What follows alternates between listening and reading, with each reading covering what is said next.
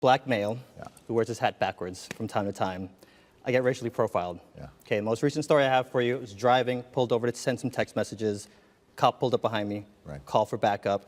They're all over me, harassing me for my ID, registration. Right. Third cop is driving by, kind of just like, I get harassed often. Right. I've learned to live with the harassment, but people are dying now. Right. I can't sit by and let that happen. So my thing to you is, I feel like law enforcement, they're just bullies with badges at this point. They get caught on camera, they're killing people, and they go to the court of law and they get off without a lot of consequences. So I really want to know is accountability. What can you do with your time left? What can the government do with the time left? Because these guys are going through and they're killing people, and it's just like, I think they're developing a Superman complex. Well, first of all, I'm a black man who sometimes wears his hat backwards. Really? And there have been times when I was younger when I was stopped for reasons that I wasn't always clear about. But I think it's also important for us not to completely generalize.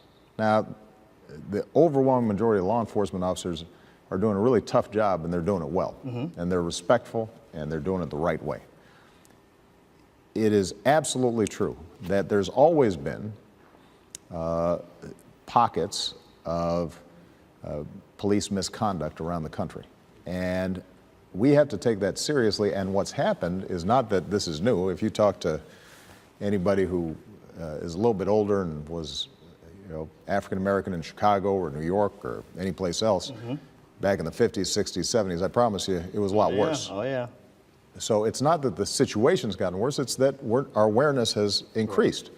And what we have to do, and I put together a task force that included both police officers and police chiefs, but also folks who were organizing protests in Ferguson, to come together. We put together a task force to give specific recommendations on how we could really deal with this in a serious way. Better data collection, body cameras, better training, a whole package.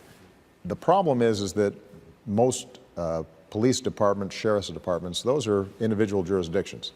They don't fall just under federal control. So I can't order all these reforms to be implemented. What we're trying to do is incentivize all these cities, counties, to adopt these practices, because when they do, not only is it good for the communities who finally feel like they are being well served and respected, but it's also good for the police officers because they have an easier time doing their job if communities trust them.